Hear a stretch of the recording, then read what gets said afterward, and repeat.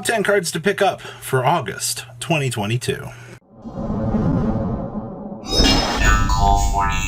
I'm Big 30% of you guys not smash the living crap out of the subscribe button. Smash this when we climb up the 100k ladder here. Number one on the list here is going to be a Tier Elements card. Now, the reason why I bring this up is those Ishizu cards are coming very, very soon.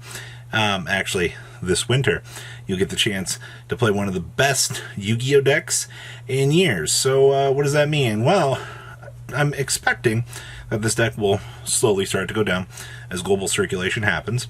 I don't see any reprint window for this stuff any time soon here.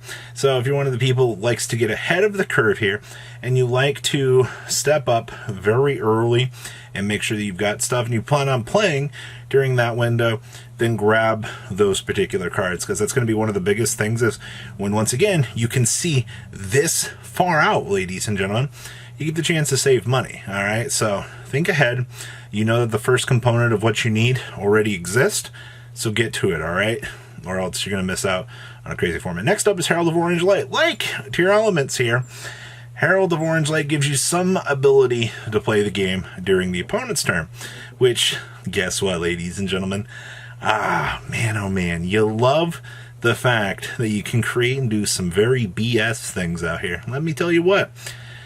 Being able to trigger mill during your opponent's turn. Oh, I milled a Tier Elements. Oh, now I can make a window. Oh, well, that's totally fair, right? Man, getting a force off negate, engaging a mill, forcing the opponent to also mill out. Yeah, man, let me tell you about Yu-Gi-Oh!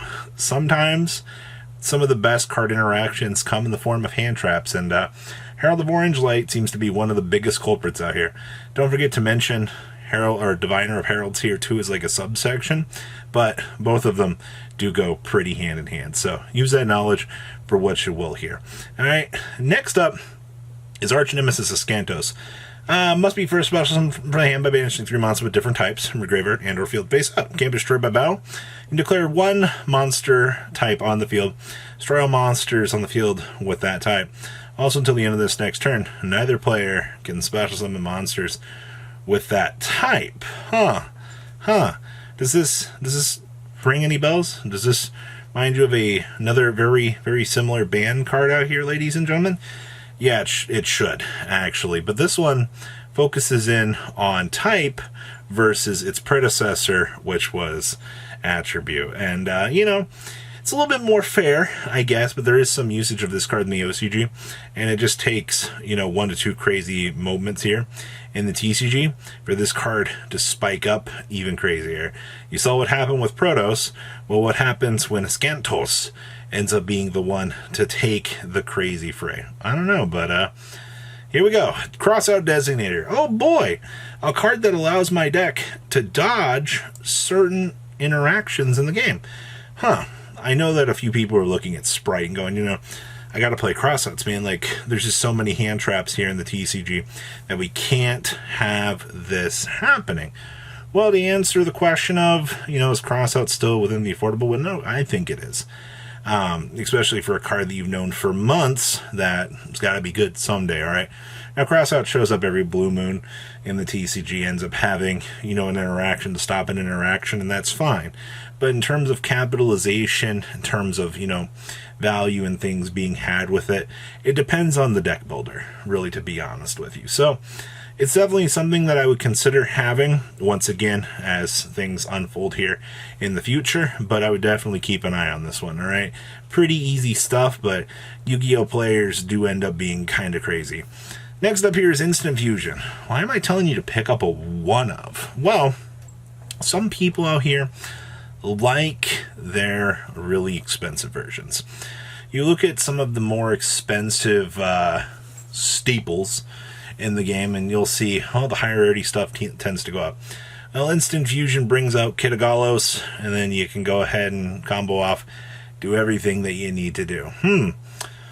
Seems pretty good to me, ladies and gentlemen. If you want to play it with Millenniumizer Strict, you can. You've got a couple of little interactions that you can do there to try to snipe out a hand trap. It's literally like the best usage for Millenniumize is, oh, I drew this card that can stop a hand trap. Giggity.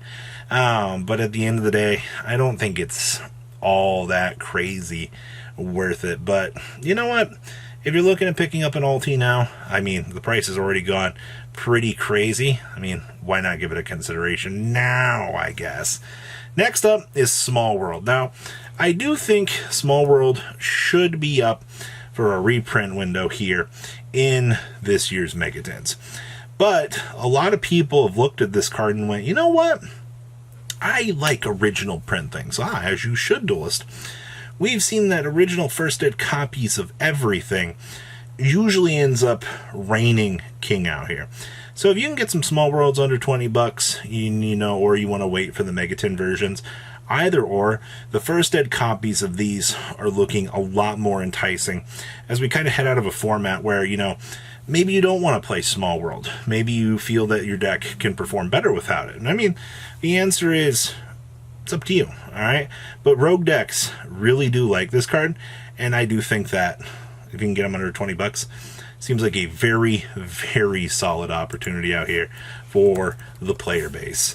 Alright, next up is going to be a pointer of the Red Lotus. And as of making this video, I can tell that they've already hit the fan out here on good old super rares. I mean, hey, pay 2,000, reveal your entire hand, alright, look at your opponent's hand, and then banish one card from there to your opponent's next end phase. I mean, when this comes into a format where combo pieces are needed, guess what ends up happening?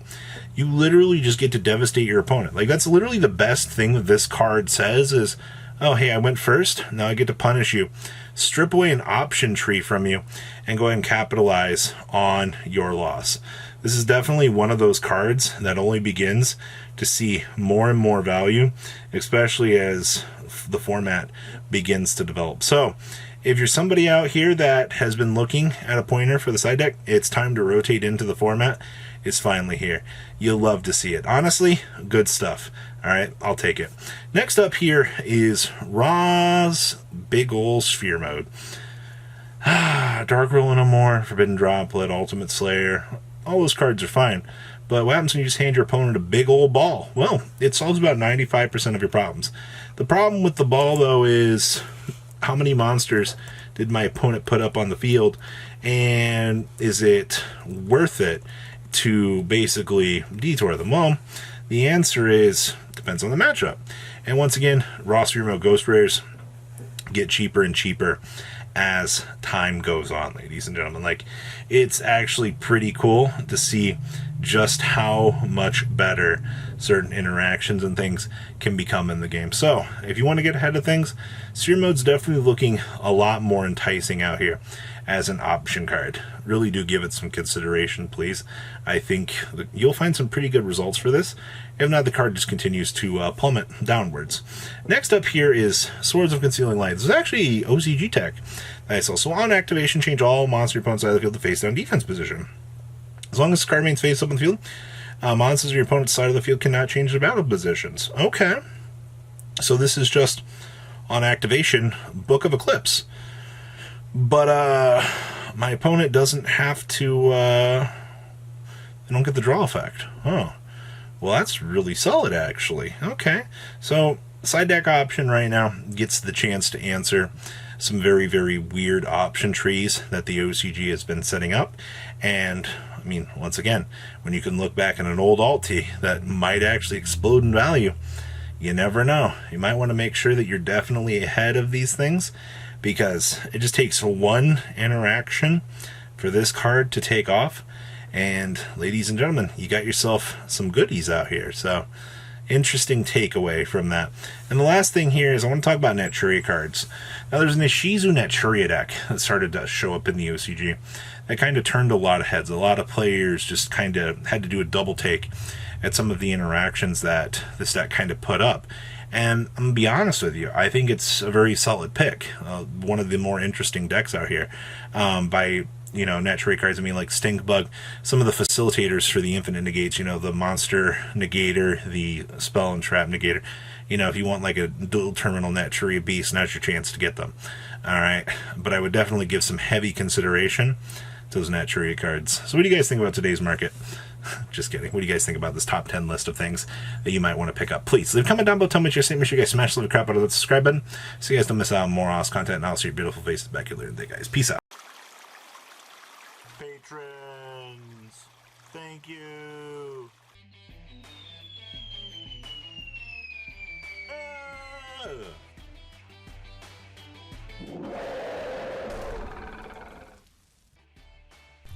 Thank you so much for watching. Check out these other videos.